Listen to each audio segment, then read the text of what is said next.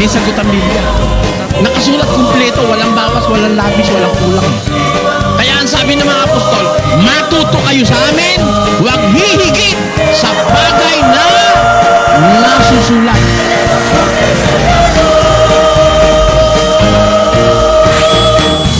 Baptiso, once saved, always saved. Ilagay mo yon, ilagay mo yon. Once saved, always saved. Minsang ligtas, ligtas magpakailanman.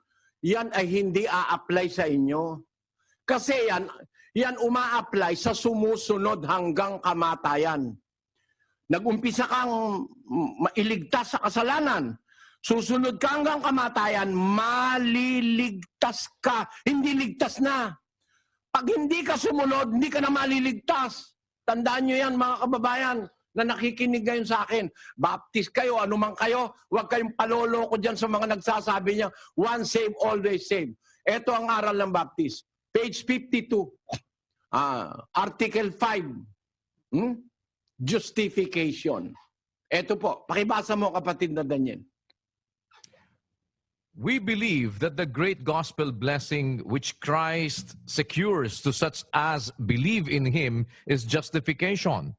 That justification includes the pardon of sin and the promise of eternal life on principles of righteousness. That it is bestowed not in consideration of any works of righteousness which we have done, but solely through faith in the Redeemer's blood. By virtue of which... Tinan nyo kasi nungalingan yan. Ang justification daw, sabi ng Baptist, is bestowed not in consideration of any works of righteousness which we have done, but solely through faith in the Redeemer's blood. Kasi nungalingan yan, di totoo yan. Walang verse na ganyan sa Biblia.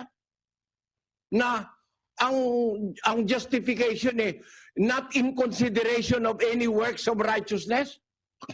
Yun ba ang ibig nyo sabihin? Hindi na kailangan ng gawang mabuti para maligtas ka, ma-justify ka sa pamagitan lang ng dugo ni Kristo, ligtas ka na. Kanino uma-apply yung dugo ni Kristo? Yun ang tanungin mo muna. Baka mamaya ikaw lang ang nag-apply sa sarili mo na ikaw na-redeem na ng dugo ni Kristo. Para ma-redeem tayo ng dugo ni Kristo, may processes na tinuturo ang Biblia. Ikalawang Korinto 10:4 o 10:7. Pakilagay mo nga sa screen. Minamasdan ninyo ang mga bagay na nahaharap sa inyong mukha. Kung ang sino man ay mayroong pagkakatiwala sa kanyang sarili na siya'y kay Kristo, ay muling dili-dilihin ito sa kanyang sarili na kung paanong siya'y kay Kristo. Kami naman ay gayon din. Ayan, sabi ni Apostol Pablo sa mga Kristiyano nung una, minamasdan ninyo ang bagay na nahaharap sa inyong mukha. Meron kasi kung tumingin, malapit lang. Yun lang nasa mukha niya. Hindi siya marunong tumingin sa malayo. Tandaan nyo yun, mga kapatid, yung punto na yun. Ang sabi ngayon niya sa mga ito, na kung tumingin lang nasa mukha nila, nasa harap ng mukha nila, kung ang sino man mayroong pagkakatiwala sa kanyang sarili na siya'y kay Kristo, muling dili-dilihin niya ito sa kanyang sarili. Kung paano siyang naging kay Kristo. Meron palang paraan ng pagiging kay Kristo. At hindi ka magiging kay Kristo kung ang tinitignan mo lang yung nasa harap mo. No? Basahin natin ang 1:5 o 1:4 ng ikalawang Pedro. Na dahil dito ay ipinagkaloob niya sa atin ang kanyang mahahalaga at napakadakilang pangako. Hindi anak, ikalawang Pedro 1:5. Doon natin umpisahan, hahabang masyado. Oo, at dahil din dito, sa pagkaragdag sa ganang inyo ng buong sikap, ay idagdag ninyo sa inyong pananampalataya ang kagalingan, at sa kagalingan ay ang kaalaman, at sa kaalaman ay ang pagpipigil, at sa pagpipigil ay ang pagtitiis, at sa pagtitiis ay ang kabanalan. At sa Nakikita mo ba ito, kapatid, na baptist? Ang sabi ni Apostol Pedro, sa pagkaragdag sa ganang inyo ng buong sikap, idagdag nyo sa inyong pananampalataya. Add to your faith. Sasabihin mo ngayon, faith alone can save. Once saved, always saved. Faith alone can save. Minus good works. Malaking kagaguhan yan. Add to your faith virtue. And to virtue, add knowledge. And to knowledge, add temperance. And to temperance, patience. And to patience, add godliness. And to godliness, add brotherly kindness. Add to brotherly kindness, charity. And for if these things be in you and abound, they make you that ye shall neither be barren nor unfruitful in the knowledge of the Lord Jesus Christ. But he that lacketh these things is blind and cannot see afar off. Ayan, kung tumingin, malapit lang. Beyond faith, God expects us to do something good or things that are good. Beyond faith. Kung hanggang faith ka lang, no? Bulag ka, sabi ng Biblia. Basahin ko ulit sa Tagalog. Pakinggan nyo, ha? Ang sabi sa 1:5, oo, dahil din dito, sa pagkaragdag sa ganang inyo ng buong sikap, idagdag ninyo sa inyong pananampalataya ang kagalingan. Sa kagalingan ay ang kaalaman, at sa kaalaman ay ang pagpipigil, at sa pagpipigil ay ang pagtitiis, at sa pagtitiis ay ang kabanalan, at sa kabanalan ay ang mabuting kalooban sa kapatid, at sa mabuting kalooban sa kapatid, idagdag nyo ang pag-ibig. At sapagkat kung nasa inyo ang mga bagay na ito at sumasagana, hindi kayo pababayaang maging mga tamad o walang bunga sa pagkakilala sa ating Panginoon Kristo. Datapwat, yung wala ng bagay na ito bulag. Kaya bulag ang baptist eh. Hindi makakaintindi ng Biblia. Wala, ayaw nang gumawa ng mabuti eh. Yung bang pag-ibig sa kapatid, pag-ibig sa kapwa, hindi ba yun gawa ng mabuti? Paggawa ng mabuti yun eh. Sa inyo, wala na. Hindi na kailangan. Biro mo, sabi nun sa inyong doktrina. Sabi, justification, balik mo sa screen. Ayun, ilaki-laki mo lang. Is bestowed not in consideration of any works of righteousness. Mali, kapatid. Hahatulan tayo sa gawa. Tandaan mo yan. 22 ng Apokalipsis. Si Kristo may sabi nito. Biro nyo, blatantly, inaalis nyo ito sa Biblia. 22:12. narito, ako'y madaling pumaparito, at ang aking gantimpala ay nasa akin, upang bigyan ng kagantihan ang bawat isa ayon sa kanyang gawa. Sasabihin nyo ngayon, hindi na kailangan ng any works of righteousness. Hindi ba blatant na kasinungalingan ng Baptist Church yan? I am calling the attention of all Baptist ministers. Can you prove to me that really salvation is attained only through faith? And you will be redeemed by the blood of Jesus Christ. The blood of Jesus Christ does not apply to the Baptist Church. Because the blood of Jesus Christ applies to the true church of the Bible, not the Baptist Church. 20:28 of the book of Acts. Take heed therefore unto yourselves and to all the flock, over the which the Holy Ghost hath made you overseers, to feed the church of God, which he hath purchased with his own blood.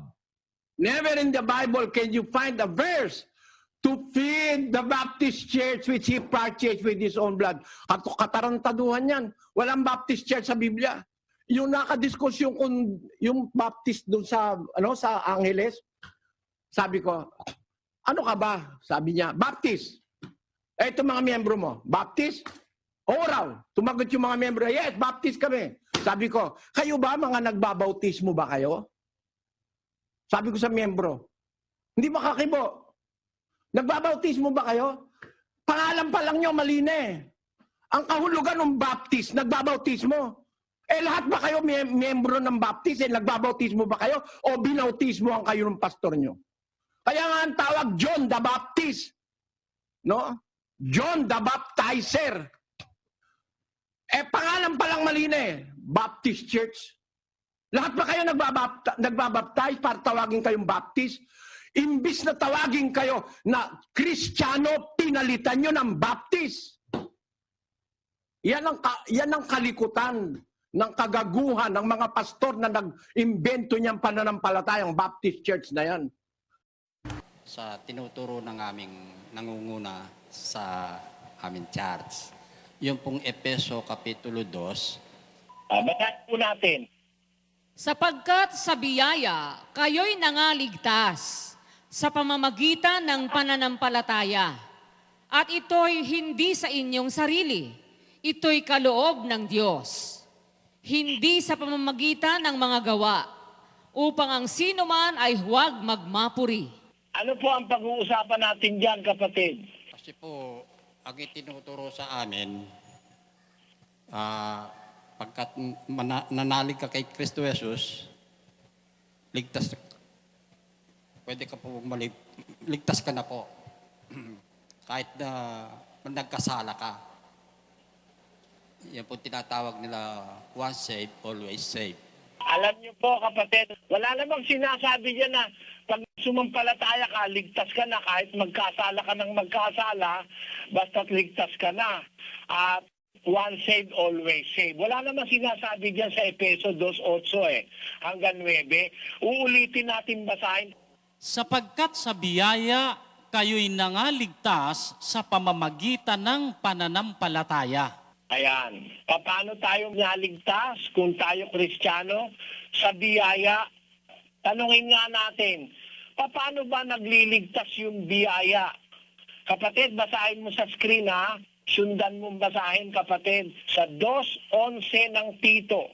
Sapagkat napakita ang biyaya ng Diyos na may dalang kaligtasan sa lahat ng mga tao na nagtuturo sa atin upang pagtanggi natin sa kalikuan at sa mga kahalayan ng sanglibutan ay marapat mabuhay tayong may pagpipigil at matuwid at banal sa panahong kasalukuyan ng sanglibutang ito. Gusto ko ulitin mo, Bradmel, yung 11, saka mo uli ituloy. Sapagkat napakita ang biyaya ng Diyos na may dalang kaligtasan sa lahat ng mga tao. Yung napakita, Bradmel, Ang napakita po ang biyaya ng Diyos. ano ang dala? Ang dala po niya, kaligtasan sa lahat ng mga tao Paano maliligtas? Tuloy sa 12. na nagtuturo sa atin upang pagtanggi natin sa kalikuan at sa mga kahalayan ng sanglibutan ay marapat mabuhay tayong may pagpipigil at matuwid at banal sa panahong kasalukuyan ng sanglibutang ito. Ayon. Kaya kailangan pala, ang sabi ng biyaya ng Diyos, mabuhay tayong may pagpipigil, matuwid at banal. So, yan ang kaligtasan. Pag nabuhay ka hindi sa kabanalan, nabuhay ka ng walang kontrol, walang pagpipigil, nabuhay ka, hindi ka naman lumihinto sa paggawa ng kung ano-anong kasalanan, may kaligtasan ka ba nun, kapatid? Ayon sa binasa natin, wala kang kaligtasan kasi yung biyaya nagpakita, nagtuturo para ka maligtas, mabuhay kang may pagpipigil, mabuhay kang walang kalikuan at kahalayan, mabuhay ka ng matuwid at banal. Pag ayaw mo nang magbanal, anong sabi? Unang Tesalonica 4:7. Sapagkat tayo'y tinawag ng Diyos hindi sa ikarurumi, kundi sa pagpapakabanal. Kaya't ang nagtatakwil, hindi ang tao ang itinatakwil, kundi ang Diyos na nagbibigay sa inyo ng Kanyang Espiritu Santo. Pag ayaw mong magbanal, sino ang tinatakwil mo? Ulitin mo 7 hanggang 8. Pakiusap ko, kapatid, pakinggan mo. Hindi sinasabi sa'yo ng pastor mo to eh. Basahin natin. Yan ang gusto ng biyaya ng Diyos eh. Magpakabanal tayo eh. Napakita siya para magligtas. Pero nagtuturo siya na mabuhay tayong may pagpipigil at banal. Eh kung ayaw ng kabanalan, ano sabi? 4:7 hanggang 8. Ulitin mo, Brad Mel. Sapagkat tayo'y tinawag ng Diyos hindi sa ikarurumi, kundi sa pagpapakabanal. Kaya't ang nagtatakwil, hindi ang tao ang itinatakwil, kundi ang Diyos na nagbibigay sa inyo ng Kanyang Espiritu Santo. Ayon, sa mga katwid, pag itinakwil mo yung pagbabanal, itinatakwil mo ang Diyos, kapatid namin, di ba? Tama po, kapatid na Eli. Pwede palang maitakwil ng tao ang Diyos, ano, pag hindi ka nagbabanal? Eh, totoo ba yung once save, always save? Hindi po totoo yun, kapatid na Eli. Katunayan, basahin mo yung unang Kronika 28:9. At ikaw, Salomon, na aking anak, kilalanin mo ang Diyos ng iyong ama at paglingkuran mo siya ng sakdal na puso at ng kusang pag-iisip. Sapagkat sinasaliksik ng Panginoon ang lahat na puso at naaalaman ang lahat na akala ng pag-iisip. Kung iyong hanapin siya, ay masusumpungan siya sa iyo. Ngunit kung pabayaan mo siya, kanyang itatakwil ka magpakailanman. Pagka itinakwil mo ang kabanalan, di ba itatakwil ka rin ng Diyos, Brad Mel? Tama po. Ikaw ba naman once save, always save ang paniwala mo? Tama ba yan? Mali pong paniniwala yan, kapatid na Eli. Wala naman nakalagay doon sa 2:8 hanggang 9. Hindi na raw kailangan gumawa ng mabuti. Kasi ang sabi raw, hindi dahil sa gawa, dahil baka naman ang sino man ay magmapuri. Mali na naman ang interpretasyon. Basahin mo nga ang 9 uli. Hindi sa pamamagitan ng mga gawa, upang ang sinuman ay huwag magmapuri. Yan. Kaya hindi na raw kailangan gumawa ng mabuti kasi hindi naman daw kailangan yung gawang mabuti para maligtas kasi baka magmapuri ka lang. Mali na naman ang pangakahulugan. Bakit sinabi ni Pablo, hindi sa pamamagitan ng mga gawa? Anong gawa ba yon na ipagmamapuri mo? Anong gawa yon na hindi dahil doon mariligtas ka? Pakinggan nyo sa Tito 3:5.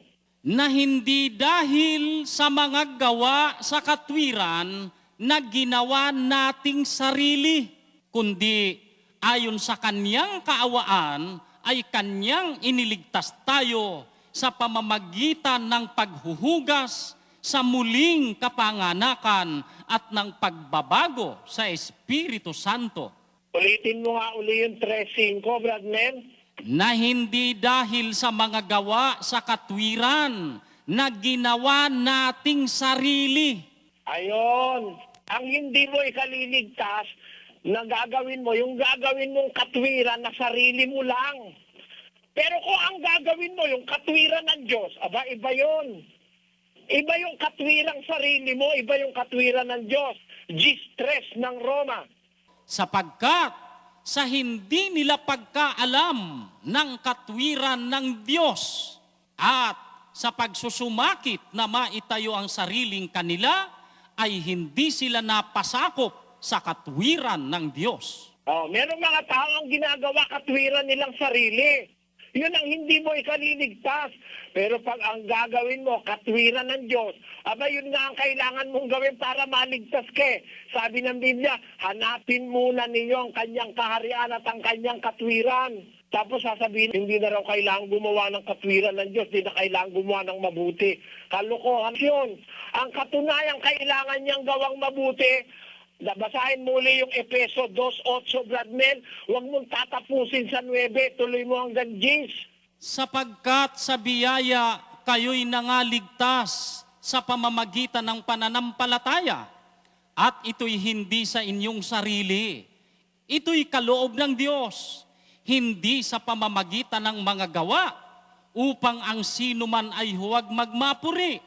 Sapagkat tayo'y kanyang gawa, na nilalang kay Kristo Jesus para sa mabubuting gawa na mga inihanda ng Diyos ng una upang siya nating lakaran. Ayun, nakita mo na kung alin yung tinutukoy na gawa na hindi mo gawang sarili. Hindi sa pamamagitan ng gawa upang ang sino may wag magmapuri. Aling gawa yon? Yung gawang sariling katwiran mo. Pero ang sabi ni Pablo, kung itutuloy mo sa gis, sapagkat tayo kanyang gawa. Yun ang dahilan, kaya hindi dahil sa gawa ng katwiran maliligtas ka, na gawa mong sarili. Sapagkat tayo kanyang gawa na nilalang kay Kristo Jesus para sa mabubuting gawa na inihanda ng Diyos. O, tamo, meron palang gawa na inihanda ang Diyos. Yun ang gagawin natin. Hindi yung gawa ng katwirang ginawa nating sarili. Kaya tama ang sabi niya sa 9, hindi dahil sa gawa, upang ang sino man ay huwag magmapuri. Aling gawa yon? Yung maipagmamapuri mo, ikaw mag-isa gumawa. Pero kung ang ginagawa mo, katwiran ng Diyos, hindi mo naman pwede ipagmapuri dahil ang Diyos ang gumagawa nun eh. Hindi mo naman magagawa yan kung di katulungan ng Diyos eh. Kaya sabi ni Pablo, sapagkat tayo kanyang gawa, nilalang kay Kristo Jesus, para sa mabubuting gawa na mga inihanda ng Diyos ng una upang siya nating lakaran. Ano ibig sabihin, kapatid? Meron tayong hindi dapat na gawin, yung gawang pansarili. Pero, yung gawa na ipinagagawa ng Diyos na inihanda niya na nung una pa, ba kailangan natin gawin yun? At pag hindi natin ginawa yun, hindi tayo maliligtas. Kasi, sabi sa San Juan, ang sulat ng unang Juan ay ganito. Pakinggan nyo. Mumuntikong mga anak, huwag tayong magsiibig ng salita ni ng di laman, kundi ng gawa at katotohanan. Kailangan pala may gawa talaga. Hindi naman salita lang ng salita eh. Nako, napakalalim ng pagkakaligaw ng mga taong ito. Ang tinutukoy na gawa na hindi batayan para maligtas ka, yung gawa mong sariling katwiran. Pero kung ang gagawin mo, yung ipinagagawa ng Diyos na inihanda niya ng una pa, itutuloy mo lang naman sa gis, kapatid, maiintindihan mo eh, na kailangan natin talagang gumawa. Kasi pag hindi tayo gumawa, hindi tayo maliligtas. At pag hindi tayo gumawa, ang ibig sabihin, hindi tayo sumusunod sa Diyos. Pakinggan mo sa Apokalipsis, ganito ang sinasabi, 14:12 mo. Narito ang pagtitiyaga ng mga banal, ng mga nagsisitupad ng mga utos ng Diyos at ng pananampalataya kay Jesus. At narinig ko ang isang tinig na mula sa langit na nagsasabi, isulat mo, mapapalad ang mga patay na nangamamatay sa Panginoon mula ngayon. Oo, sinasabi ng Espiritu upang sila'y mangagpahinga sa kanilang mga gawa, sapagkat ang kanilang mga gawa ay sumusunod sa kanila. Ano ba ibig sabihin, Brad Melo, magpahinga sa gawa? Ibig pong sabihin, gumawa po yun ang gumawa, kapatid na Eli. Tapos, nung namatay na, nagpahinga na sa paggawa. Tama? Tama po. Ayun. Kaya, gumagawa sila hanggang mamatay. Tama po. Sasabihin, hindi raw kailangan yung gawa. Sumampalataya lang daw, once save, always save. Yung aral na yan, kapatid. Kristiyano tayo.